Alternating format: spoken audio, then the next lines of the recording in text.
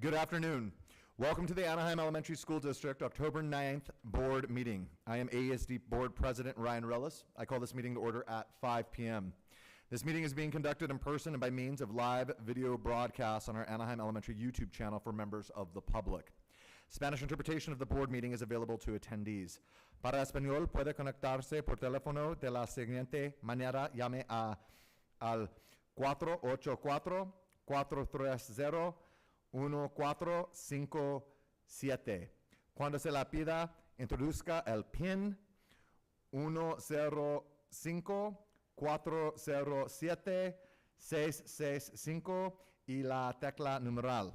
Any member of the public has the opportunity to address the board in person during the agendized public comment session by 6:30 p.m. Let us begin with the board roll call. Please note that board member Jackie Philbeck is absent. Board member Juan G. Alvarez. Present. Board member Mark Lopez. Present. Board clerk Dr. Jose Paulo Macales. Presente. I'm your board president, Ryan Rellis. Public speakers for closed session agenda items, there are none. Can I get a motion to adjourn to closed session where we will discuss the following items? Public employment, public employee discipline, dismissal, release, conference with our labor negotiator, and public employee performance evaluation. May I have a motion to adjourn to closed session? So moved. So moved by trustee Lopez, Second. seconded by Dr. Macales. Any discussion? All those in favor, say aye. Aye. Aye. Any dissensions? Motion carries 4-0. We are going into closed session at 5:01.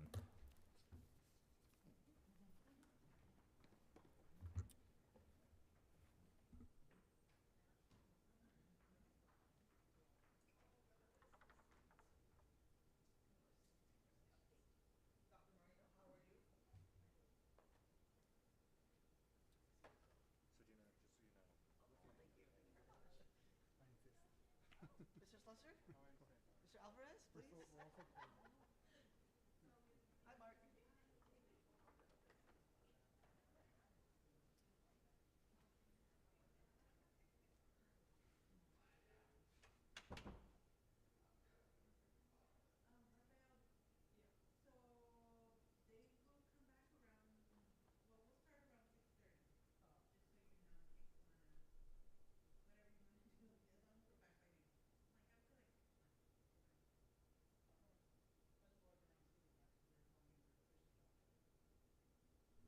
Yeah.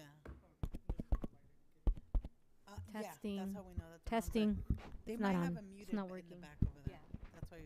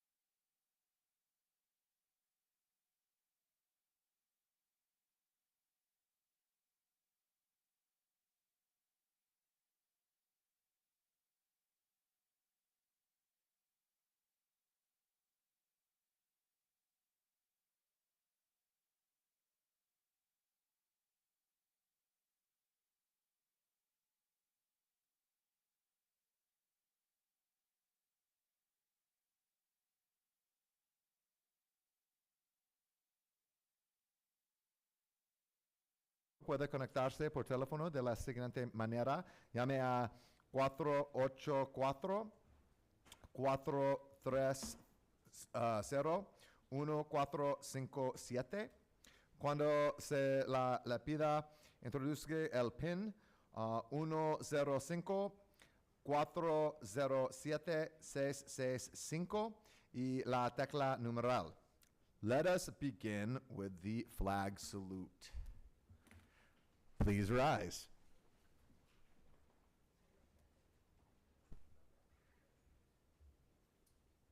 Put your right hand over your heart. Ready, begin.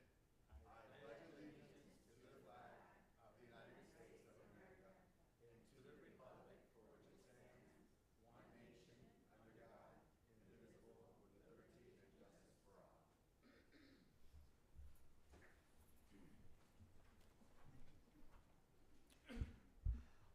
All right, let's go ahead and begin with introductions and roll call.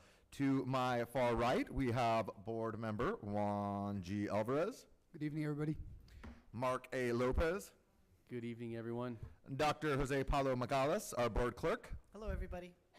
I am your board president, Ryan Rellis. To my left, we have our superintendent, Jesse Chavarria. Good evening, everyone. We have the assistant superintendent of human resources, Ms. Dina Milan. Good evening. We have our assistant superintendent of educational services, Dr. Yadira Moreno. Good evening. Our assistant superintendent of administrative services, Matthew Slusser. Good evening. Our communications coordinator on my far right, we have Belinda Gordillo. Hello, everyone. We have our senior administrative assistant too, Yesenia Mancha. Good evening, everybody.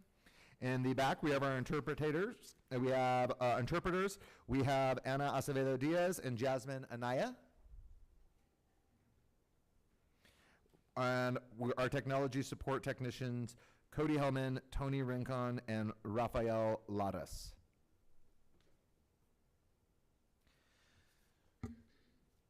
Report of closed session action items taken. There are none. Can I get an adoption of the agenda? So moved. Lopez. So moved by Trustee Lopez. Can I get a second? Second, Alvarez. Seconded by Trustee Alvarez. Any dissensions? Discussion? All those in favor say aye. Aye. Any opposed? Awesome. Carries 4-0. Moving on to special order of business, the overview of developing a district-operated food services program, presented by Matthew Slusser, our Assistant Superintendent of Administrative Services.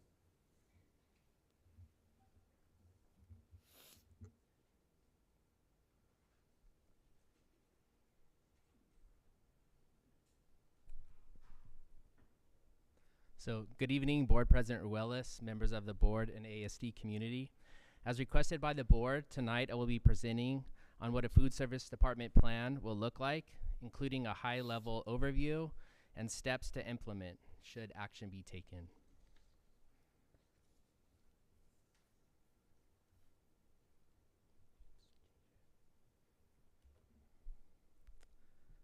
So first off, I'll start off with the objectives. The following items would be the focus of a food service program here at ASD.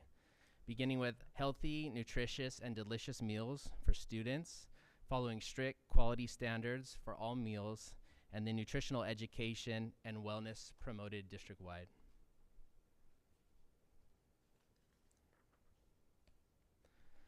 A large part of obtaining these objectives would be based on our menu.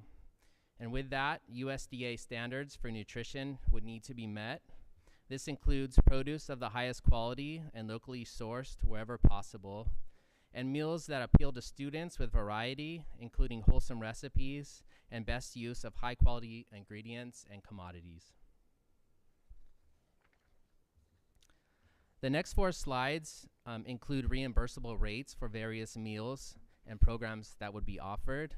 Again, current participation in the program is approximately 70% of students, just about 10,000. So the first item there is school breakfast program. We would be under the category of a severe need breakfast due to us having more than 40% of free and reduced. students.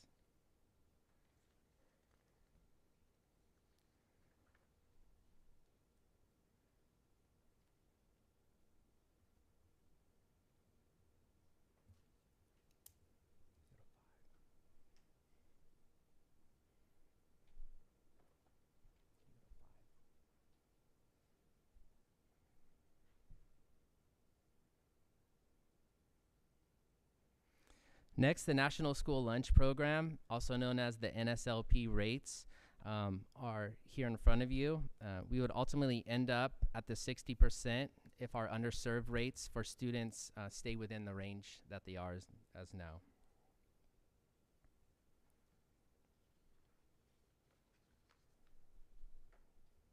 Next would be the after-school snacks, and this would be offered in our ELOP and ACES program. And then the final apportionment amounts would be for our summer program, and with this we serve meals for students' families in the summertime.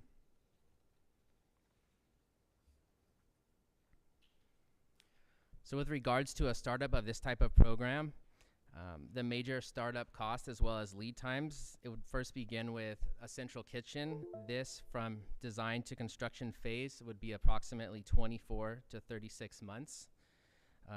Also with procuring food service delivery trucks, these take about 12 months to procure, as I had found when ordering our own district warehouse trucks in prior years. We would also need to purchase refrigeration and food preparation equipment, and then also any miscellaneous supplies, as well as preparing sites for serving food.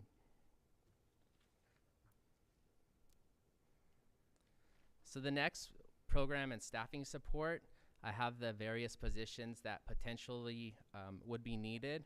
I'll begin with the first three: the director of food service, the food service supervisor, and the central kitchen manager, chef. And one of these we would prefer to be a registered dietitian. Those positions would need to begin prior to a program actually serving food, due to the need to establish and kind of get the program running for us. Next would be followed with central kitchen prep staff to take care of meals at that, and then some administrative positions with an accounting technician, an admin assistant. We would need food service drivers as well, looking at possibly 2. And then, of course, every school site would have a lunch clerk. But additional support staff needed to support these roles would be on the fiscal end with accounts payable, budget, and payroll. Then also an impact to human resources and risk management. And then, of course, on the purchasing warehouse side, support from that end as well.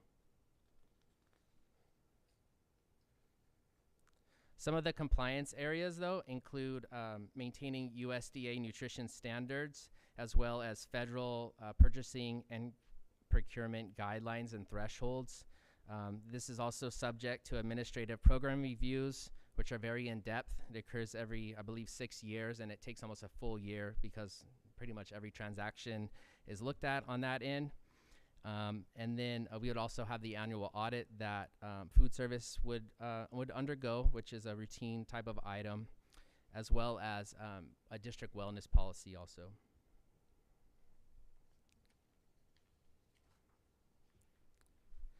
So the final phase before implementing, should action be taken by the board to do so, would include the following steps.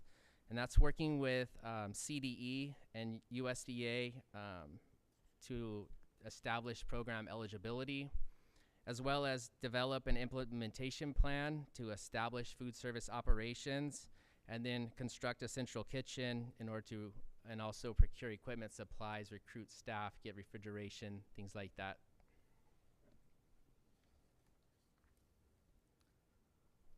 And then that's a high-level overview of what it would really take to implement a food service program, but I'll open it up to any questions that you may have on that. Questions? Trustee Lopez. Thank you very much, Mr. Slusser. Really appreciate you getting this presentation to us. Question for you on slides 8 and 9. Slide 8, you mentioned the major startup costs and lead times. So I see the lead times. What are the costs estimated to be for all of these items? So with regards to Central Kitchen, approximately $22 million.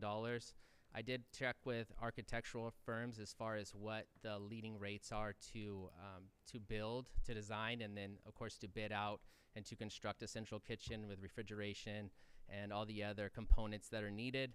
It's about $1,000 a square foot, so we're looking at about a 22,000 square foot building. As far as the site that it would be at, that's still to be determined. Trustee Alvarez.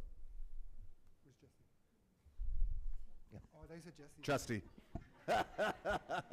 That's how you know he's in love. He's thinking of his wife even when he's up here. Can we go to slide 4? That's because people call me Jesse all the time. That's why. She's more important, that's why.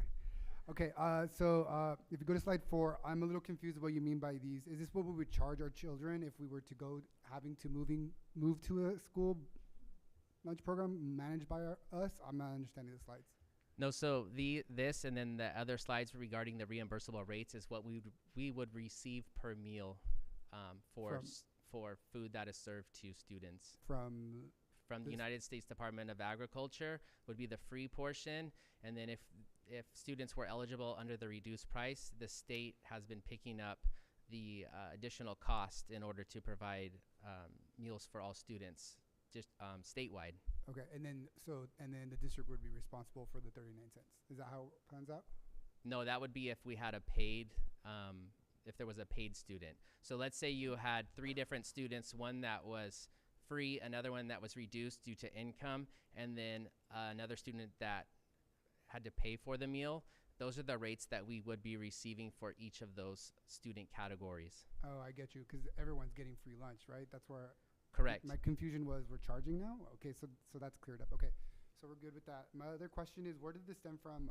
I'm not sure who requested that we have to divulge the person, but like, is it just it was just an inquiry? Somebody was curious of what? Okay, and then do you happen to know what are the bonuses to running our own program? Because I know right now we're outsourcing to another district and paying them for our meals. What's the benefit of running this internally? So the benefit to running internally is we have more control over all of the food that is served. And with that, we're able to provide those meals with the quality standards that we would have as a district. Another benefit is really the indirect cost that comes off of the program feeds back into the general fund. I calculate that about $500,000 that would come back to the general fund for that. But it would really be the control, being able to have the input on the menus, just being produced in-house. So there's an initial startup cost because we have to build the infrastructure. Then eventually, at some point, years later, we'll actually be making gains off of running our own program. Correct. Okay, that's great to know. Thank you. The thing too on the central kitchen cost is that cannot be funded out of this program. So even if we had an established food service program, we would not be able to use those funds regardless for infrastructure on that end. What fiscal impact would this have on that district that we work with? So I believe the fiscal impact, from what I've calculated, about 1/3 of their revenue comes from our students. As far as the funds are going directly to Anaheim Union for students served here. It does not pass through us. So about 1/3 of the revenue, and it is booked in Fund 13. About 1/3 of that revenue would be kind of, I guess, lost by them. And the other impact would be to any staff that serves our sites that are hired and work under Anaheim Union. Do we have the funds to actually afford to do this? Where would we get the funding for us to do this initial construction of kitchens and hiring of the initial staffs and chefs and stuff like that? Where is that coming from? So the initial construction, it would come from our bond funds or redevelopment money. Those would be the sources that we would have available for that. As far as any clerical staff and management staff that run the program, I believe that would come from the general fund, possibly the first year, and then the savings, well, not savings, but the amounts would be recouped in the following years as we can charge those positions food service program. Okay, so since it's because we're constructing new buildings that would be property of the district that we can use bond funds to pay for the construction of the buildings that we need? That's correct. That's correct. So it would be kind of like, okay, we have several $100,000 available in bond funds. We typically use that to reconstruct a school from the ground up. In this case, we would take some of that money instead, build up our kitchens, and then move forward from that. Potentially. That's the idea. Okay, thank you. And Trustee Alvarez, just in full transparency, I was the one that requested this just because of the fact that I was talking about our awesome kitchens like at Sunkist and, you know, what we're seeing and whatnot in our community centers and stuff that we have. And I was like, I don't understand why we don't do our own food. We have amazing facilities with top-notch kitchens that are nice. We should do it ourselves. Thank you for that. And Trustee Rillis, I completely agree with you. I think that, you know, it's worth exploring the possibility. I did have a couple other questions. And just for clarification, it's my understanding we're not necessarily paying another district. The other district is getting the funding for the food services it's providing, right? So we're not out of pocket necessarily on paying any other districts on a contract, right? You are correct. Okay. It comes directly to that district. They're submitting the reimbursement, and it's coming to that district directly. It does Okay. not pass through. And I just had also a question in terms of, you mentioned the cost for the food, the actual central kitchen itself. What is the all-in cost? Because there's a number of food trucks. I don't know how many trucks we're planning, what that would look like, but do you have an estimate for that and then what that staffing would look like as well? So I estimate it would cost us approximately $23 million to establish the central kitchen, as well as procuring the equipment and vehicles. Regarding staff, it would be approximately $3 million a year would be the cost for staff. I've also projected, given the participation by students, that program would net approximately $13 million. So then you have the cost of food and other items. So it would be a program that can sustain itself. Okay, Right. thank you. So that would, because we wouldn't have to pay contracts for ELOP, we wouldn't be paying other outside vendors, right? Correct. Necessarily. Okay, thank you.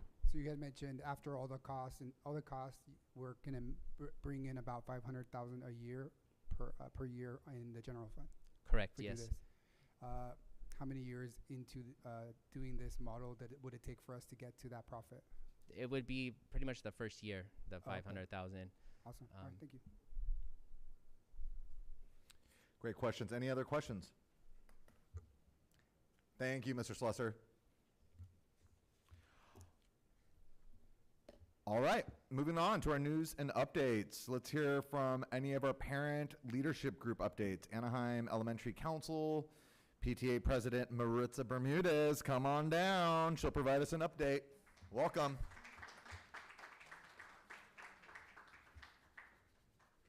All right. Good evening, Board Member Relas, President Relas, sorry. Ms. Bermudez, can you wait for 1 second? Yeah. Because I'm having a difficult time still with the audio. Like, I need it to be louder if you can. Oh, you want me to talk? Okay. No. I'm talking to our tech. Oh, okay. I can be louder. Can we, my can nice we have voice. that turned up louder, please? Because I'm having a difficult time hearing.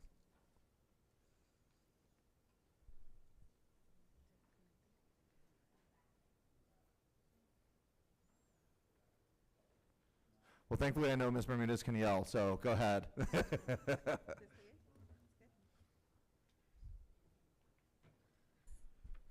All right. So, good evening, Board President Relas, esteemed board members, Superintendent Chavarria, and dedicated cabinet members.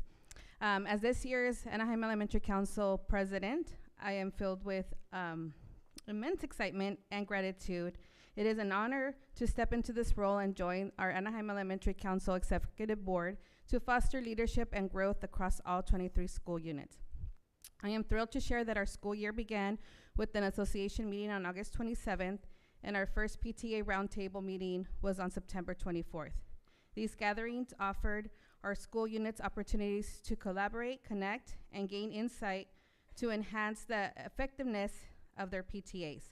Today, we also celebrate the annual Walk to School Day, where our schools receive kits, banners, stickers, and information thanks to our partners at the Orange County Health Care Agency. A special thanks to board member Philbeck, which I know she's not here today. She did join us at Benjamin Franklin, so we got an opportunity to walk with her and our families this morning. So we are also passionately committed to expanding our membership and strengthening our impact. Today we proudly count 1,850 active members registered on our online membership platform. We invite you and our school community to join and support your local PTA. Our deepest gratitude goes to you, the district staff, and the school site staff for your immense support and partnership. Together we strive towards our mission of transforming the lives of all children and families by representing our members and equipping them with essential skills in advocacy, leadership, and communication. Let's continue to inspire, empower, and make a lasting difference in our community. So with that, I just want to thank all of you for our partnership. Like I mentioned, it's really great to work with a district that offers us a space, offers us childcare, interpretation, just really a lot of support to be able to support all our schools. And hopefully with the rest of the team at our board, we're able to really grow our PTAs and grow and have it reflect in our schools. So please join. If you haven't, thank you. I'm Superintendent Chavarria. I know you've joined all our school sites, so I encourage all of you to at least join one, but if you can join all, yeah, it'd be good. Well, thank you so much. Awesome. Thank you. Moving on to 5B, association updates. We're going to start off with Ms. Maribel Fernandez, who will provide us with an association update on behalf of CSEA.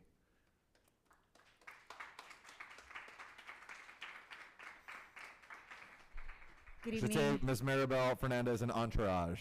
Come on down. Good evening, President Relas, board members, Superintendent Chavarria, and cabinet members. You actually won't be hearing from me. Our labor rep is actually going to be reading a speech that came from all of our membership, and we put it all together. All right. Thank you so much, Maribel. Good evening, board members, cabinet, district staff, parents, and community members. Negotiations this year have been disheartening, to say the least. While we knew the state's budget outlook was less than ideal, we didn't anticipate such an uphill battle in securing a fair and reasonable compensation package. In anticipation of the open enrollment period in June 2024, CSEA and the district settled a memorandum of understanding on 2024 health and welfare benefits, believing that the district had reached its parameters. The next day, AESD reached tentative agreement with AEEA, which included a provision to maintain 23-24 employee contributions to health and welfare, also referred to as a hold harmless. Then, ASMA settled health and welfare on the same terms. Both agreements were notably better than what CSEA and AESD had settled just one day prior. Given AESD's well-established precedent of parity based on total compensation, CSEA very reasonably believed that, through the ongoing negotiations process, the provision of a hold harmless for employee contributions would also be extended to our classified unit, just as it has been done many years in the past. Yet, after 4 months of negotiations and at least 4 additional bargaining sessions, that has still not been the case. 40% of our benefited classified staff are now facing an increase in the cost of their benefits, ranging from 80 to more than 500%. Meanwhile, the teachers and management will begin the benefit plan year with no contribution increase. Why are classified employees expected to bear the brunt of the rising cost of health and welfare in the district? Coupled with a current wage increase offer of less than 1% for the 24-25 school year, this inequitable increase in the cost of benefits will result in a net loss of total compensation for our modestly compensated district employees. Unlike teachers and management, classified employees are also often AESD parents and community members. As a major employer and institution in the city of Anaheim, the district should do the right thing and make the cost of living more manageable for local families. CSEA has always been proactive in finding ways to save the plan money and keep benefits affordable for all of our members. We willingly agreed to move to a health benefits pool and offer new plans, even when other units were not interested. Now, CSEA needs the district to demonstrate its commitment to equity for classified employees. Equity is not just an education buzzword. It is a guiding principle that should drive every action and decision of those who genuinely believe in it. Equity is the belief that people should not be treated, that people should be treated justly, and that resources should be allocated based on specific need. Implementing a health and welfare hold harmless for classified employees is the only equitable solution. CSEA asked the board to reconsider current bargaining parameters to accommodate a health and welfare hold harmless for classified employees as well, so that AESD can be a more equitable place to learn and work. Thank you.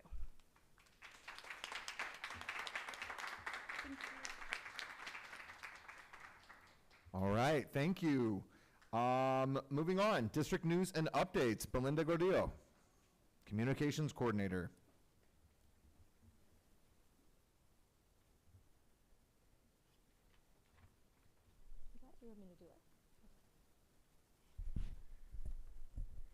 Good evening, President Relas, board members, Superintendent Chavarria, cabinet, and guests. My name is Belinda Gordillo, and I'm excited to share the news and updates. So in September, as you know, September is Attendance Awareness Month, and for the month, each week we selected a school who earned the highest, most improved attendance for the month. So for week 1, we had Ponderosa. Week 2, we had Marshall. Week 3, we had Horace Mann. And week 4, we had Lincoln. So we congratulate all of these schools for their hard work. And we did surprise each and every one of them with the paleta cart. Okay. And then on September 23rd, Revere School hosted a Be a Buddy, Not a Bully event. This was part of a anti-bullying week that they did, where they encouraged students to make good choices. And they actually had the support of APD that came. They talked to the kids, and they read a story, and they did some role playing. So they just, they were there to teach empathy and positive behaviors to the students. And then on October 2nd, AESD celebrated our incredible custodians throughout the district, from all the schools to the district office. Their hard work makes a positive impact on our students and staff every day. So we thank each and every one of them for their hard work. And then on October 2nd, mariachi students from Edison Elementary had the opportunity to participate in a filming for a Hispanic Heritage Month on Spectrum TV. And the segment featured Chris Rubalcaba, who's a mariachi with Mariachi El Sol, and they support our ELOP program. So this was a great opportunity for our kids to be also showcased, and we're very proud of their hard work. On October 3rd, Ponderosa had an after-school school supply, and nearly 80 students received some essential school supplies that were donated by HWPL, which stands for, what does it stand for? It's long. It's Heavenly Culture, World Peace, Restoration of Light. And so they joined forces with the YMCA, California Zion, and Walmart, and they gifted students a lot of great stuff. And then we had our city council members and Mayor Aitken, as well as Superintendent Chavarria, who were passing out the supplies to the kids, along with some AESD students. So we thank everyone for making this day very special for these students. And then on October 4th, Mrs. Rhonda Robertson, Director of Data, was awarded the prestigious 2024 Language Access Administrator Award of Distinction by OCDE. This honor is a true testament to her incredible dedication to AESD, and we congratulate her for this wonderful accomplishment. And then on October 4th, also, it was the 3rd annual Anaheim Collaborative Summit, which was hosted at Fullerton College, and AESD partnered once again with AUHSD and local colleges to bring options to parents on college and careers. And so 150 of our parents attended the event, and Superintendent Chavarria was a keynote speaker. It was a great day full of great resources for all. And then October is National Principals Month. So we want to take a moment to express our appreciation to all of our principals for their incredible work that they do every day. So join me in thanking them for their hard work sometime this month and for their commitment to our district. Last but not least, please join me in wishing Board Clerk Dr. Paulo Macalas a very happy birthday. His birthday's not till the 24th, but we're celebrating early here at AESD. So we want to wish him a very happy birthday. Yeah. 21, right? Any questions? No? Okay. Thank you. Thank you. All right, moving on to public speakers. Speakers on agenda are non-agenda items. We're going to go ahead and start off with Mr. Osmar Arias. Come on down, Osmar.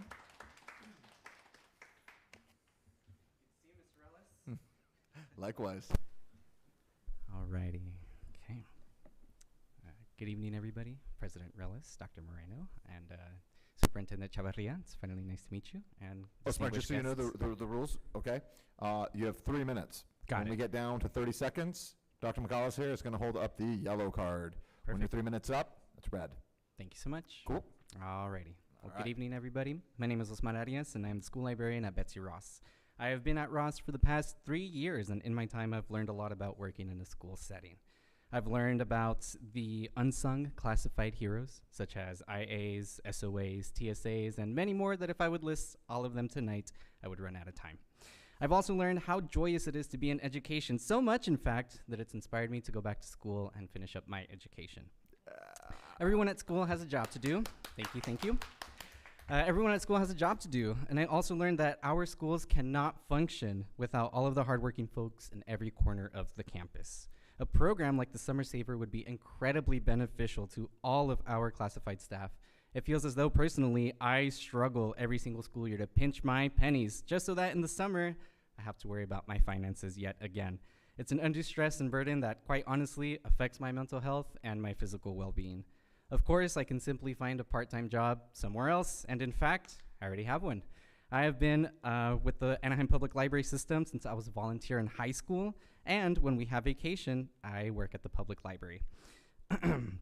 It's where I got my start, and I am forever grateful that they took a chance on me. Unfortunately, I have not worked a shift at the public library since early August due to the changes for LMAs. We've had our hours changed from 7:30 to 4 to 8:30 to 5, and because of that, it's prevented me from working and supporting my students after school. I cannot support them outside of school like I have been for the past 2 years. Students would visit me at the Euclid Branch Library right across the street from Laura High School, and I would continue to support their love for reading. And I think even last week or this week, I had one of my students ask me if I was still going to work there, but we have yet to see.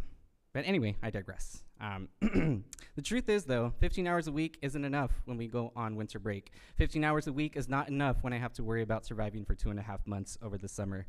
I don't think it's fair that I have to work 6 hours for summer camp and then go work a shift at the public library for another 3 to 4 hours just to make it through the summer season. And especially if insurance costs increase, that would only make it more difficult for me to save enough money during the school year and get me through the breaks. Something has to give, whether it's wages, insurance costs, or equal benefits as certificated staff. Especially after all the changes made this year, I think it's fair to say we all deserve a break. One last thing I would like to say is please do not look at us as if we are asking for more. All we are asking for is parity and fairness. As a lifelong Anaheim resident, as an Anaheim alumni, and in fact, a student. You still have 20 seconds. Okay. Good. And as a former student from Mr. Rillis and Dr. Moreno, I ask that you please, please have some compassion for our classified staff. Thank you very much and enjoy your evening.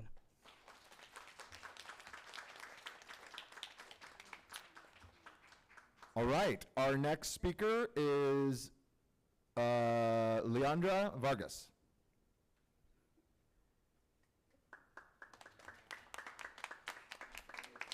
Hello, I actually go by Dre, but thank you.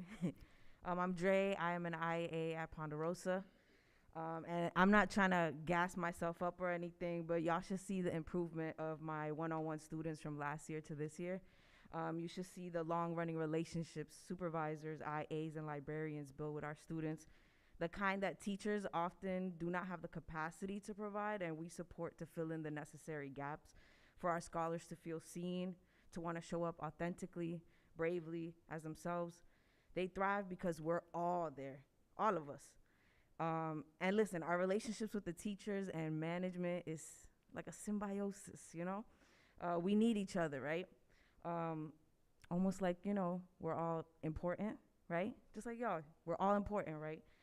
So I can imagine you understand how upsetting and like just how upset we are on the decision to raise only our benefits costs from 80% to 500%. And we don't even get paid enough for that to make any sense, right? But, you know, I know we're all navigating lack of funding and budgeting, but I believe in all of our imaginative brainstorming that centers equity, because I don't think any of us could function and, you know, actually really care for our kids the way we're supposed to when we're barely paying our rent or struggling to buy food. So there's like no logistical, technical, financial excuse that could prevent making, you know, a moral decision. So I feel like a total rethinking must be inquired if the district tries to convince anyone that equity is not possible, because it is possible. And if you need more imaginative strategies, you know, call us up to rethink, because we're all brilliant here. We just got to put our minds together. We can support each other through that process. But I feel like at the end of the day, we have to prioritize equity. We know what equity means. Like, it'd be crazy if y'all pulled up and they charged only one of y'all $500 to park outside. Meanwhile, y'all got a medical bill coming up, but only one of y'all is being charged $500. It's just wild. You know what I'm saying? So I hope that y'all could understand that we see your power and the ways that y'all could help advocate for us. Because in time, you know, we're all interconnected. There may be a point where you need one of us to advocate for you. The world is ever changing. You know, we're all leaders. And yeah, I just wanted to ask for y'all to, as my peer said, have compassion and support us in this. Thank you. Thank you, Dre. Next speaker, Veronica. My name is Veronica Becerra, and I'm in LMA at Ponderosa. I service roughly about 760 students, seeing 7 classes daily and participating in ELO for 20 minutes daily. As an LMA, I struggle finding a secondary job to make up for my summer break. And now with our hours extended, it makes it extremely difficult finding extra employment, flexible enough to work with my schedule. It is upsetting that not all classified positions funded through ELO are following the 8:30 to 5 p.m. schedule. The process was selective and left many of us disheartened. The change of hours has taken me away from transporting my son and participating in his speech services and OT. It has also cost me more for daycare, as my workday is extended to 5 p.m. Our workload has increased significantly. The cost of living has increased significantly. The only thing that remains the same is our pay. It is our understanding that surrounding school districts participate in a summer saver program specifically for 10-month employees. As a summer saver, a summer saver would be a great and beneficial program that would give hundreds of employees across our district a positive change to their lives, not only financially, but physically and mentally also. So I stand here today and I ask the board to consider our request and help mend the division that has been set between classified and certificated employees in our district, because we all deserve an equitable access to health benefits and wages. Thank you. Thank you, Veronica. And our last speaker this evening, Raymond Orega. Board and Cabinet, thank you for having me here. My name is Ray Orgel. I've worked for the district for 36 plus years. I grew up in Anaheim, went to elementary school in our district. I raised 2 girls, and they did the same. I live, work, and vote in Anaheim. The whole time I've worked here, I've always felt equity in the district, whether I spoke to a superintendent, a teacher, principal. I've always felt equal terms with them until now. When I found out management and certificated were getting all the difference in their insurance paid and classified wasn't, I felt like a second-class citizen for the first time. I I don't know why we didn't get the Me Too clause when it's something we've always had. I spoke to 2 retirees that were hired in the 70s. They were on the union board negotiation team and insurance committee. And we always had Me Too. Whether we got the better deal or the teachers did, we always got the same. Even in hard times, we dealt with it together. Now we face more hard times, but this time we face it divided.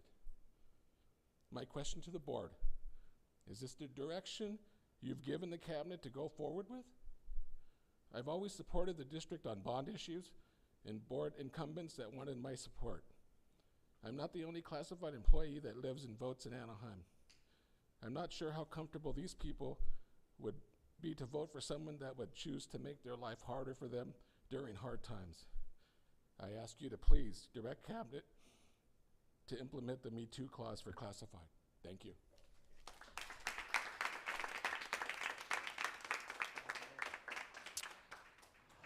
All right, thank you. Moving on, our superintendent's report. There's none. And now our consent calendar. Items listed under the consent calendar are considered to be routine and are acted on by the board in one motion. There is no discussion of these items unless a member of the board, staff, or public requests specific items to be discussed and or removed from the consent calendar. Are there any items to be pulled at this time? I do have one item. Trustee Alvarez? Okay, on page 3 of the paper agenda, it's under Superintendent's Office, item 3A. 3A. It's on page 3 on the paper. It's under conference attendance plus expenses, board only. I don't know how to label it. It's A3A, I think. A3A? Yeah. Okay, great.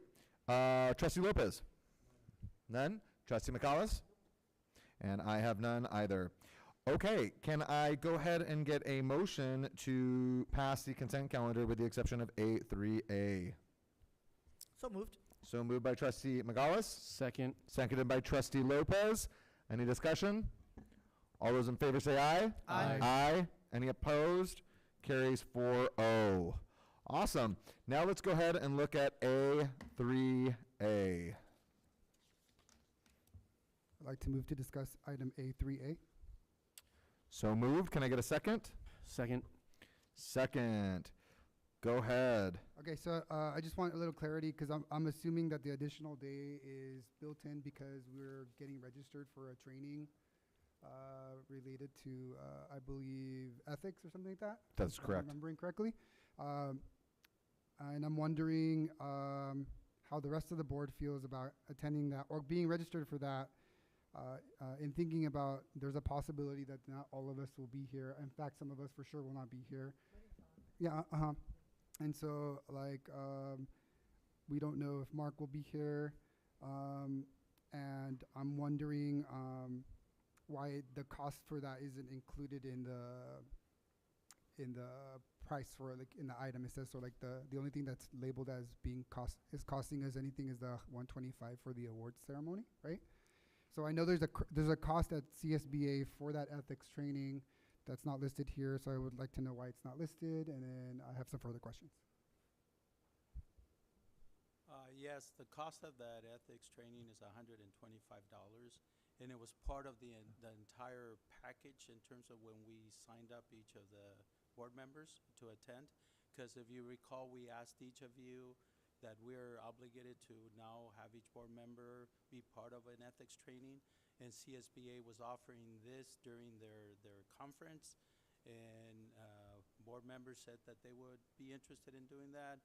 So originally, because although it's part of the conference, it wasn't reflected on the registration, so our fiscal team said that if it's not reflected in terms of including the 4th, then they cannot process payment because the 4th is not included there. So that's the only reason we're coming back and saying we need to add the 4th. Sure, it is my understanding that we could actually get the same ethics training from, I think, CSBA as well at no cost. It's just that they're charging extra if we want to do it at the conference. Is that correct? We can look into that to see if it's offered at no cost in other places. And as soon as we have that information, we can share that with the board.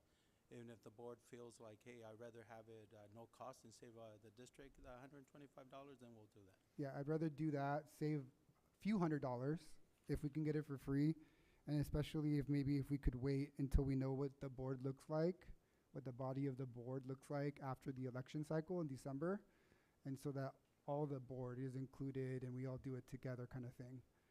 That's kind of what I'm trying to get at. So if we can save us some money and get the training done later for free and include the new body, that would be helpful, I think, on my end. Yeah, let us look into that and get you that information and provide that information through the Friday board memo. We should have something for you. Do you happen to know what the deadline is for us to receive that training? I'm sorry. I was just going to ask that because I think that there's something in regards to our training, like the timeline. Yes, and we'll provide that information in the Friday board memo as well, so that you kind of know if we find out exactly what organizations, if it's CSBA or maybe one of the attorney firms that offer that training at no cost, we'll share that information, but as well as the deadline for board members to have received that training. Sure, so if it turns out the deadline is before January 1st, then maybe we readdress this item at the November board meeting, if that's something that we need to approve because it's not going to be available, or there's no option that's free, or the deadline is before then. I think that's fair. I don't know what you guys are thinking. Trustee Alvarez, have you heard that it was available free? Yeah. Oh, wow. Okay. So I want to verify that though, because I don't know for sure. I just heard. Okay, can you pursue that though? Like, can you Yeah. talk to your contact and see? Yeah. Because that'd be awesome. Yes, and we'll look into it. Yeah, this is the first time we hear that it's being offered Okay. at no cost, but if it is, yes, definitely we want to save the district some money. I know that last year, for example, a buddy of mine over in the Fullerton district, they basically did their training over early in San Francisco when it was at CSBA. And I asked him, like, well, what are you doing? Like, why are you doing this? And he was like, oh, because we legally have to do it now. And I was like, I haven't heard anything. And when I had asked, it was Downing at the time, and he was like, no, we don't worry about it. And then afterwards it came up and it was like, no, like we have to do it. And that's why I think it was like, oh, so. Sure. So Yeah, if you could look into that, that'd be great. So let's table this, yes?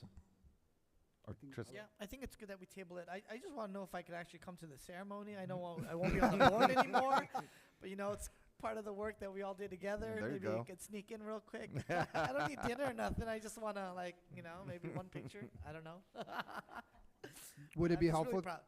Would it be helpful for me to propose an amendment to the item so that we just approve the cost of the ceremony? Is that helpful to anything, or does it matter, or can we hold off on everything? Yes, I think propose an amendment because the other piece too that's part of this item is the golden bell and the other. Yeah. Yeah. Okay, so I'd like to propose an amendment to have item A3A read only. Additionally, the district has been notified that it will receive the Golden Bell Award, preceding that text up to the end of where it says it's $125 per attendee for the Golden Bell ceremony, and remove the part of the item that says we recommend the additional day. I'll second that bifurcation. Okay. Any other discussion? All those in favor to this amended motion say aye. Aye. Aye. Any opposed? Carries 4-0. And I think we then now have to approve the item as amended. Okay. So, can you read it out again? I didn't write it down. Okay, so the amendment will read, the district has been notified that it will receive a Golden Bell Award. It is further recommended the board approve the attendance of Juan Gabriel Alvarez, Mark A. Lopez, Jackie Philbeck, Ryan A. Ruelas, and pending new board member at the Golden Bell Award ceremony on December 5th, 2024. The fee for this event shall not exceed $125 per attendee. Great. Second. All those in favor? Any discussion? All those in favor say aye. Aye. Aye. Any opposed? Carries 4-0. Great. Thank you, Trustee Alvarez. All right, moving on to the action calendar, the superintendent's office. It is recommended the Board of Education receive for first reading revisions to the following board policies and administrative regulations. Board Policy 0410, non-discrimination in district programs and activities. Board Policy 1312.3, uniform complaint procedures. C, Administrative Regulation 1312.3, uniform complaint procedures. Thank you. Second. Seconded by Trustee Lopez. Any discussion? All those in favor say aye. Aye. Any opposed? Great. Carries 4-0. It is recommended the Board of Education adopt resolution number 2024-25/15, designating the week of November 4th through 8th, 2024 as School Psychology Awareness Week throughout the Anaheim Elementary School District. Can I get a motion? So moved. So moved by Trustee Lopez. Can I get a second? Second, Alvarez. Seconded by Trustee Alvarez. Any discussion? I just want to say thank you to our school psychologists, just because of the fact that they have such a big role, and they're super significant on our campuses and our students. They truly need our school psychologists, and I'm very thankful for all of them. So thank you. All those in favor, say aye. Aye. Any opposed? Carries 4-0.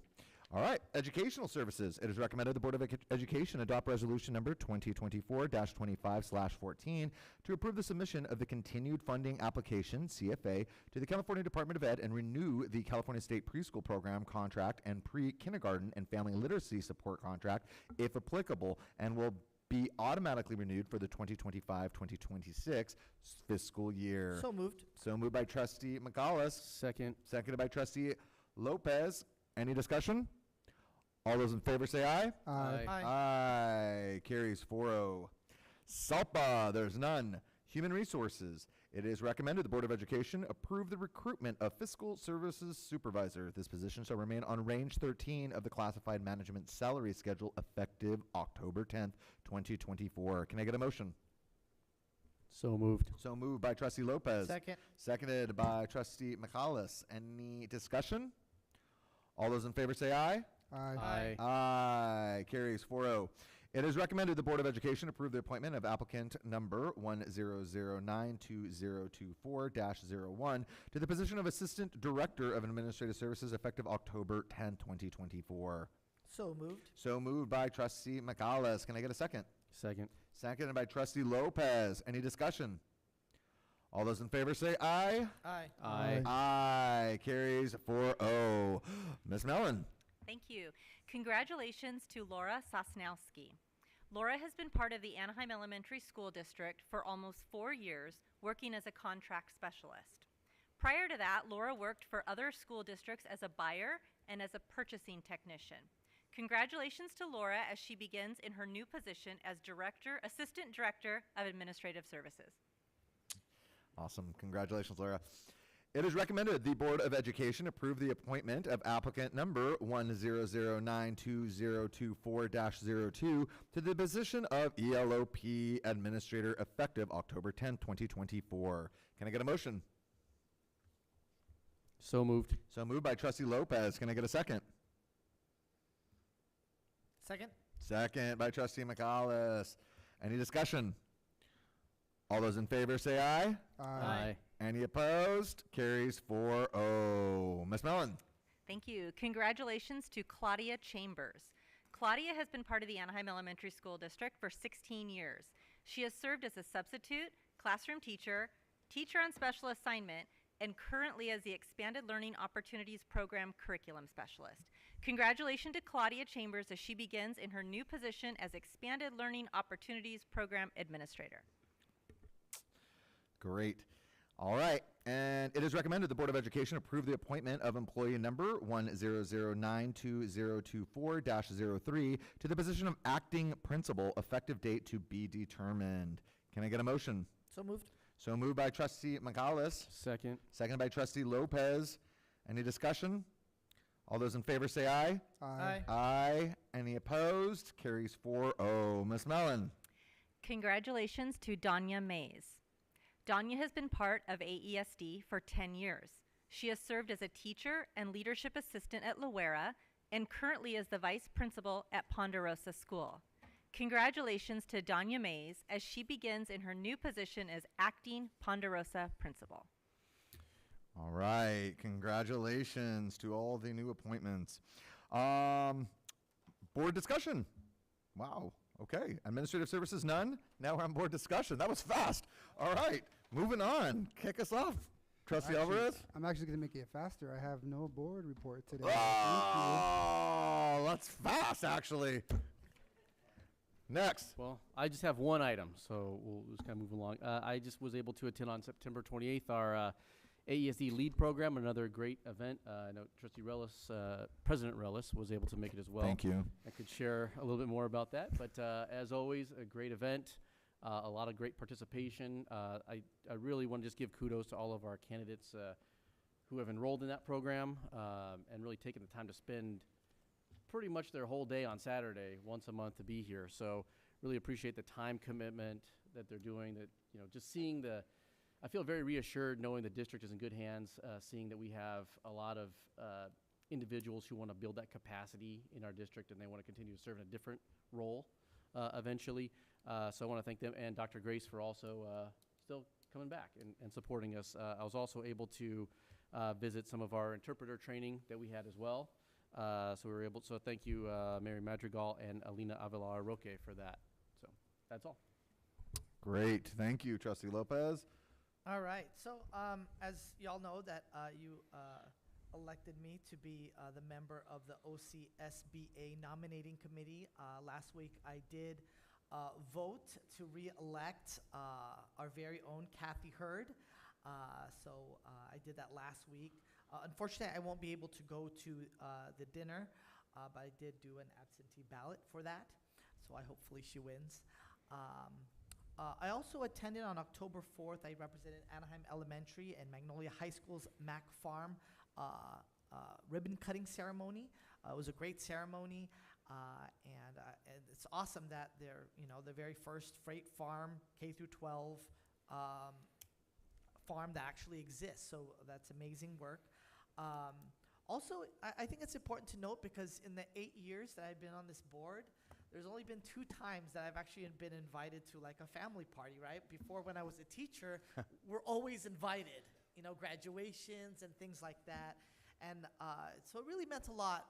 And while you're here, Maritza, I just want to say thank you for inviting me to Frida's Sweet 16. She is a former student here at Anaheim Elementary. So I know some of us board members were also there at St. Anthony Claret Catholic Church's event. And that's actually the first time I actually saw your church. So beautiful church, right? Yeah, it's like St. Justin, but St. Anthony's cool.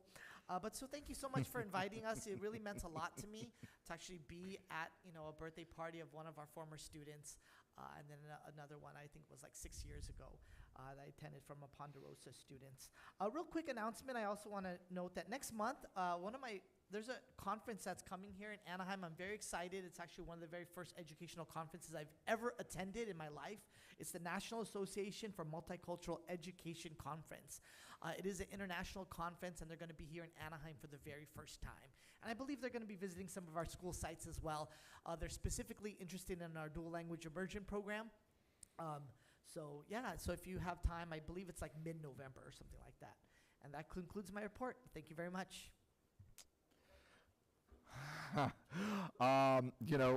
Everything that I'm going to report on has already been said. The lead program on a Saturday was fantastic. I'm really excited for these candidates. It just so happens that I showed up on the day that they were all a little bit psyched out, just because of the fact that it was all about data talks. And so data is a super scary thing, especially if you're like numerical phobic like myself. I get super stressed out when I see all these things there, and it is. But honestly, it was nice to talk with the administrators about the importance of data, and how really after you get exposed to it multiple times, you start growing in that confidence and learning to speak about it, etc. So it's not just 1, 2, 3 data and you're an expert. I wish. But it does take some time, and it is scary. So everything that they're feeling, it's totally normal.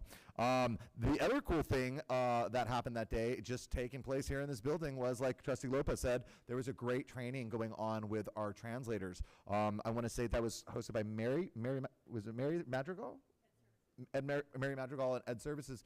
They basically had a great training for our translators, and to just hear the wide array, when we were leaving, Trustee Lopez was there with me, and we're like, can we hear what languages you speak? And literally, this one lady honestly spoke like 5 languages, and I'm like, wow, that's amazing. So it was pretty cool, just the wide array of different languages that were available and there that day. And the training overall was very hands-on. I liked the whole thing, and it's so significant because they were talking about the importance of preparing for, and I shared my experience as well that I have, but the importance of knowing the correct vocabulary for IEPs. That is a legal document, and it's not just something that you're just like, well, you can speak Spanish, go translate. No, there's a lot of specific words that are really tough and technical, and they need to basically have that mastered. And so it was really nice hearing from the interpreter side about the turnaround that they get when working with their program specialists, et cetera. It was very, very relevant, and just, the importance of it was just excellent. I too went to the Sweet 16 party. The food was excellent. The church, of course, is great. But one of the reasons why I really wanted to mention this is because of the fact that at the Sweet 16, there was a young man that sang.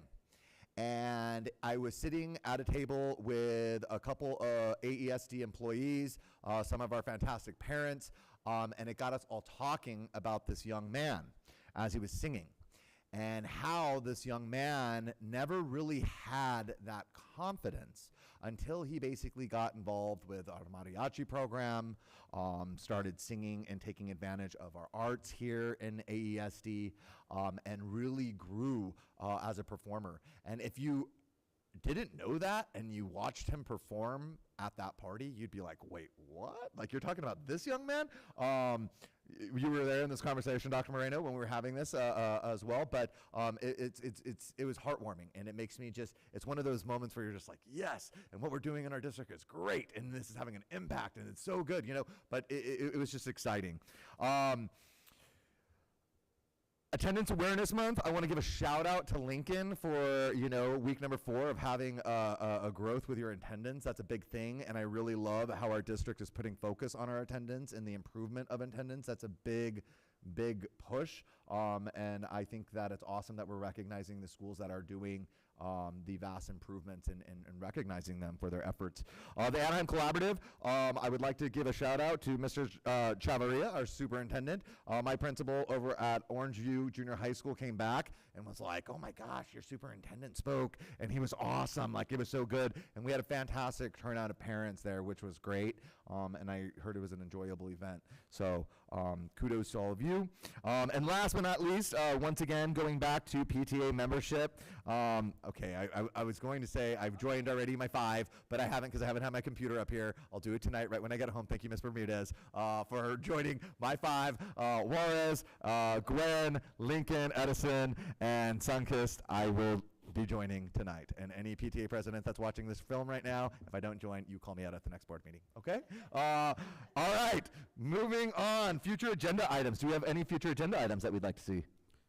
Yes, I'm sorry to do this, but I have 4. Oh. I'll make them quick. Yes. Can you email? I know. It No, I'm was just good while it joking. No. lasted, right? But okay. Number 1, I want to just get an update on legislation that we passed resolutions on in support of, which, I mentioned this at the last board. I mentioned it multiple times. It's going to be my broken record going forward here on IDEA and our Social Security Fairness Act that we passed to support not only our students but also our staff who had worked previously in the private sector. Just for reference, the IDEA bills are HR 5141, HR 4519, and then the Social Security bill is HR 82. Also, just want to get a list of all the legislators we've been sending our resolution to in order to get support, including whether they've actually responded to it and whether that response has been supportive or not. And then, we have 6 congressional districts, I believe, here in Orange County right now, so just sending it to as many members as we can. It takes just as much effort to press the button to send it to 6 members of Congress as it does to 435 members in the House. So if we could just blanket that to as many as possible and sharing that with other districts as well, so we could get that funding, because we're talking about, we've had some public comments about our funding levels, and if we could try to double the amount of special education funding that we get, which is what Congress promised they were going to do 50 years ago, and they've never done it in the past half century, that would be great. Also, I'd like to just know what our fiscal year special education funding is from the federal government. What does that number look like? The bad news is the federal fiscal year began October 1st, so we missed it by a week and a half, but the good news is we have 50 and a half weeks going forward that we could work on this and get some funding from the federal government. So looking forward to that. Second is the textbook contracts. I'd like to know the cost and the terms of those contracts that we're currently in. So when those come up again, I like to be able to talk to when I go out, just from elected to elected official, talk to our state legislators on the cost of our textbooks. I think it is incumbent upon us as the policymakers that we actually have those numbers and we can advocate for our district and talking to our state legislators that we can help craft some kind of legislation. Third thing is I'd like to move forward on the central kitchen. So whatever that agenda item looks like, thank you, Mr. Slusser, for bringing that information to us. So I'd like to just make that formal ask, moving that forward.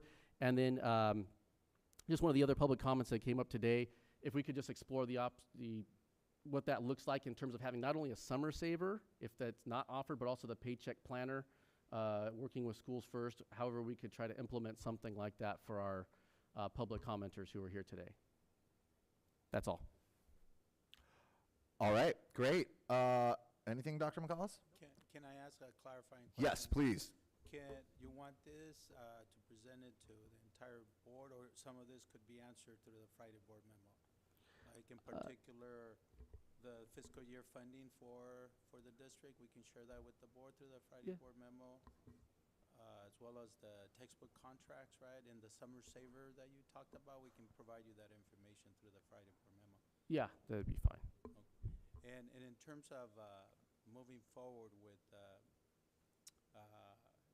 our food services, I think it would be good to bring to you now actual numbers, right?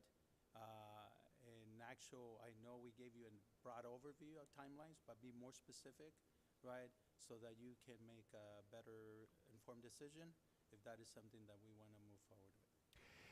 Yes, and I do also think, though, to just add on as to whether or not that's within the periphery of the bond language that we have. Will our bond oversight committee agree to something like that? Because remember, they're the ones that we go through.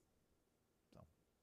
Yes, and that's correct. And I think that's what I'm talking about, the presentation now that you heard a number. How would that work? Is it feasible or not?